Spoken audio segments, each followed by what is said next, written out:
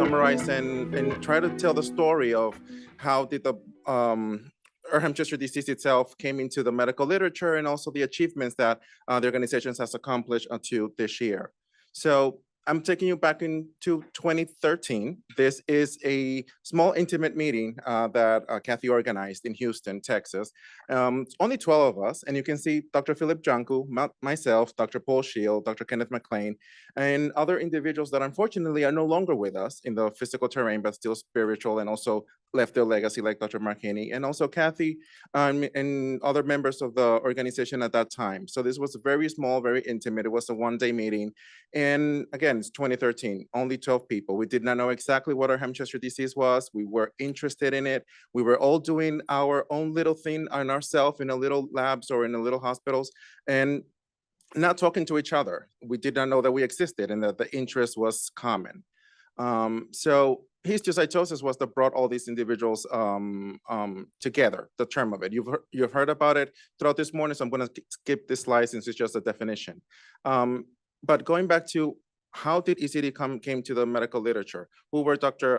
Erdheim and William Chester? So they described it in 1930 in their paper called lipogranulomatosis, or talking about lipogranulomatosis and other conditions in that journal article. And this is a picture of this publication from back in 1930. If anyone speaks German, please let me know what it says, because I'm not able to speak that language. If anyone is interested in having a copy of this is available. I can email them to you so you can see how they described the condition back in the day. This was a picture also of this article where they show the involvement of the bones, and we've been talking about bone pain and bone involvement this entire morning. And also, this is what they had at that time to describe the histology, a picture that was black and white. Now in 2024, it's difficult for me to see things in color, so I don't know how they were able to describe or discuss things that were black and white. So in 1930, this was described, but it was not until 1972 that a pathologist by the name Jaffe designates this as Erdheim-Chester disease because it's having its own characteristics. Was it an overlapping disorder or a disorder with that fell into other characteristics or other groups that was not known, but at that time, the description and his understanding was that this was a new medical entity and designated as Erdheim-Chester disease. There is debate whether this is Chester-Erdheim or Erdheim-Chester, but call it whatever you want. It's the same disorder there. Not until 1996, listed below described 59 cases, 17 in the clinical setting, if I'm not wrong, and the other ones based on review of the literature and also case reports in her hospital. And that's when also the triad of what is called bone pain, the hairy kidney, and also diabetes insipidus was described and used to say if you have a patient that follows this symptomatology, please consider this diagnosis of Erdheim-Chester disease.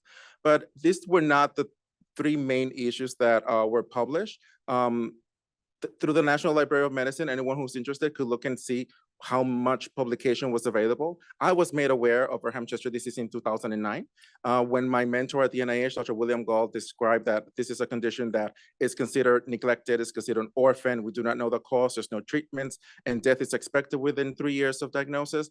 I didn't have any understanding or knowledge of it. I didn't even know how to spell it. My goal was to do research in urea cycle disorders and organic acidemias, but he was not excited about it. So I did a literature search back then through the National Library of Medicine. We're privileged at the NIH that is on our campus. So we had a good individual looking into all the literature that was available for Erdheim-Chester disease. From 1954 to 2009, which I was made aware, there were only 332 articles in the archives of the National Library of Medicine describing Erdheim-Chester disease in one way, shape, or form. If you look at the citation number 2, you can see that the first author in that one is our dear Julianne Haroche and also Dr. Bracy Below. So they have been doing work in Erdheim-Chester disease for many years previous the organization was founded. But including them, there were other individuals also doing research at that time, including Dr. Yangul, Dr. Rochelle Kirschrock, and many others that if I'm forgetting the names, please forgive me. But look what happened up to today into 2024. There are now 1,329 papers in the literature. And you can see that everything started basically around 2009, 2010. So what happened? ¿Qué pasó? What is going on here that all this literature is now available? Are people posting this in their Facebook accounts and are counting it as if it was a research article? Well, no. These are important dates in the timeline of the organization and how the community got together to make this happen. So just not to leave out other efforts that predate 2009. In 2005, the use of interferon as well as other biologicals were described. And that also opened the doors of having treatments available for patients with Erdheim-Chester disease. So that triggered an interest in this condition. But then like Kathy was saying, it was not until 2009 when the ECD Global Alliance obtains nonprofit status. At the same time, 2010, the use of imatinib and anakinra was more strongly reported in the literature.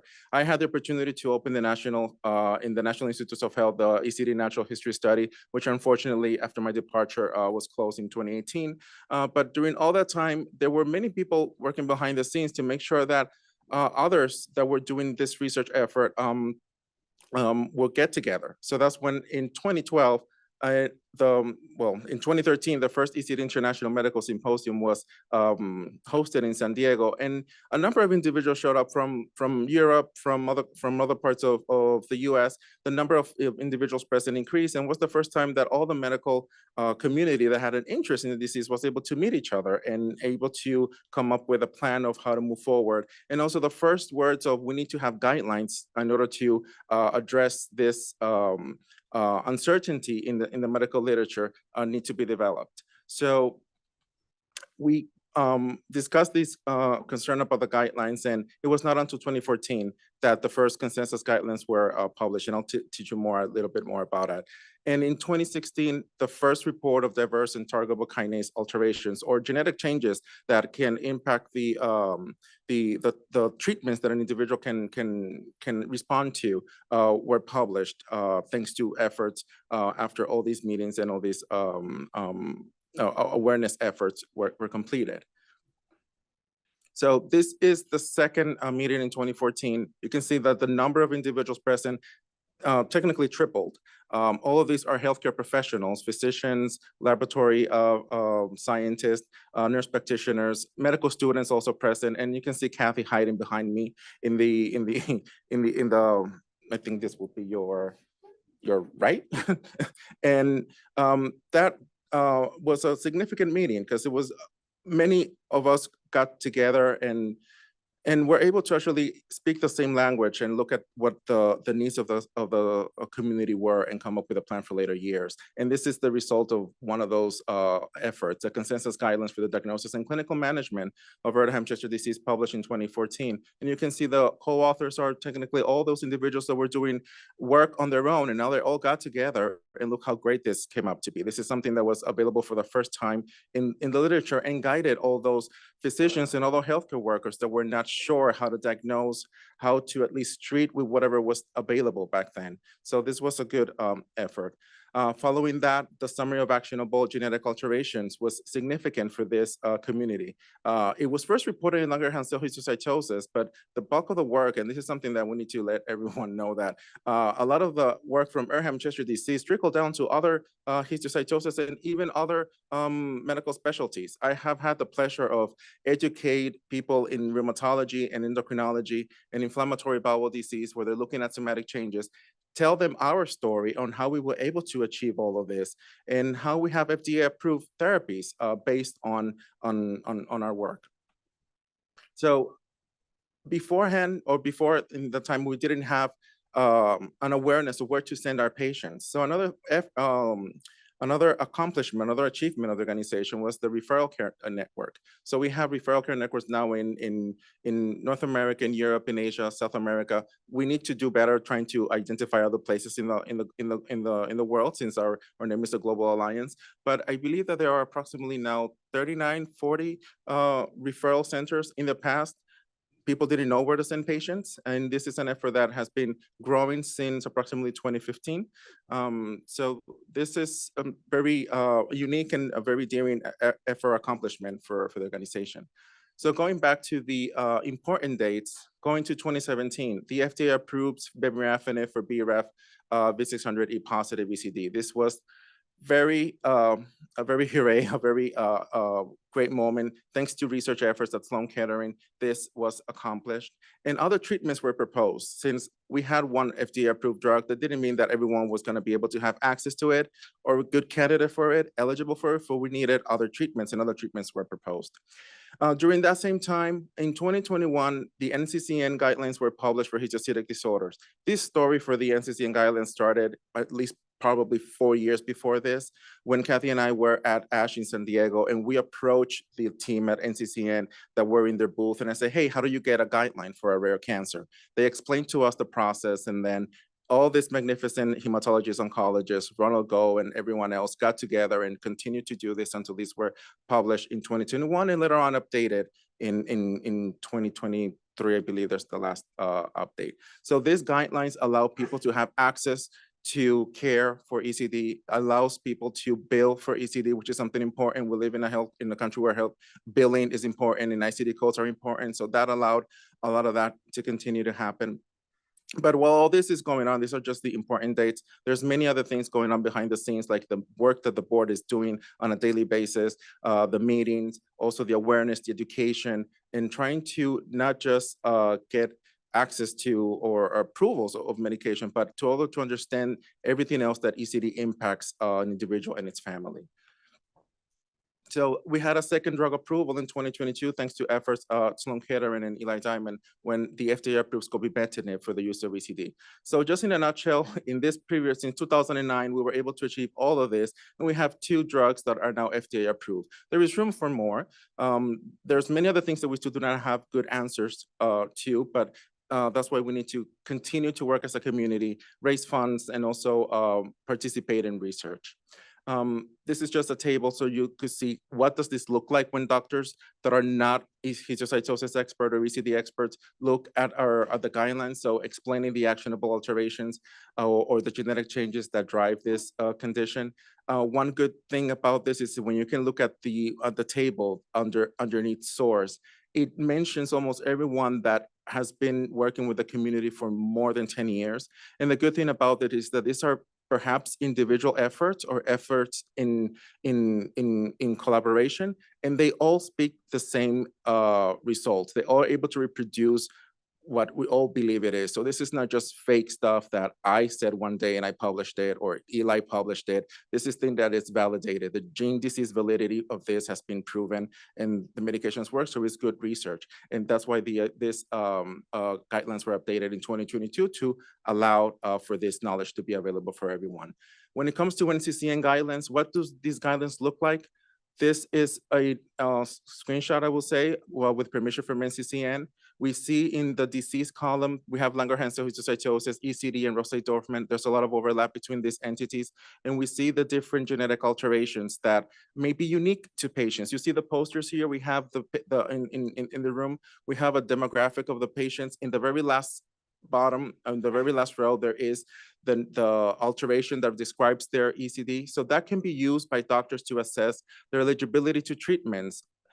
There are very common medications. They might not be eligible for that, but based on their alteration, they can have the best drug for their condition. And that also proves that with all these efforts, we're able to practice precision oncology or personalized medicine like many people have been describing lately. And this will be a snapshot of the systemic therapy, but it's just only focusing on Erdheim-Chester disease. We have been talking this morning about pain and other things that can happen with Erdheim-Chester disease. So those need to be treated independently of what these guidelines say. We're also still at risk of developing other issues like hypertension, diabetes, other cancers. Cancer risk is dynamic, so as longer that patients are living, they're at risk of developing other things that perhaps we didn't see before because people were not living that longer. And I want just to close with an example of one of our participants, just an example of how these medications improved the quality of life, or at least showed in imaging. This was a patient that presented with what we call cerebellar and brainstem syndrome, which is when people have the unsteadiness and the poor coordination. There was also involvement of the heart, of the kidneys, the bones, and the lungs. And previous therapy included interferon alpha and anakinra, which I've been talking about them, that right now they're adjuvants or they're accompanying medications for this treatment regimens. But in the past, that's what was available. And it worked well for some patients. Others results were not very exciting, and patients lived miserable lives, and the disease continued to progress. So eventually, this individual's disease progressed, and we treated her with one of these new inhibitors based on their genetic result in their biopsy. And in 24 weeks, we didn't have any lesions to monitor or see, either in her brain or in the kidneys or in the bones. And it's a successful story. Unfortunately, we do not know when to stop treatment. That's a question that we still have. But are patients supposed to be on this type of medication for the rest of their life? We're trying to figure that out, or other people are trying to figure that out, because I have removed my hat from that. So what's next about this, with all of this? So with this, I just want to tell everyone else that in the past, we didn't know exactly what this disease was. Now we have a home in hematology oncology. It has been reclassified as a neoplasm. There are approved therapies that we didn't have before. There's a better awareness and understanding of it. Medical students are learning about it. It's being tested in board's review. And I just have to say that all of this is thanks to Kathy. Now, she had the concern that doctors did not know that this disease was around. So now there are doctors that can treat it quickly. I mean, diagnose it quickly within weeks, and treatment can start rapidly. That was not the case 10 years ago. Many patients lived their lives without knowing what they had. They were given treatments that didn't work, and the undiagnosed odyssey of them took sometimes 10 years or 15. So that's no longer the case, at least for a group of people. These successes are applicable here in the US. We need to think about other countries where we don't have the healthcare system that we have here, or the access to care or to technology. We need to work to make that a little bit better. So what's next? I will leave it to the community to write what you think we should be doing next, and give it to Kathy or to Grace or someone in the reception desk. And with that, I will just say thank you, and thank you for giving me the opportunity to discuss this. And thanks again to the organization, the patients, the caregivers, families, and et cetera.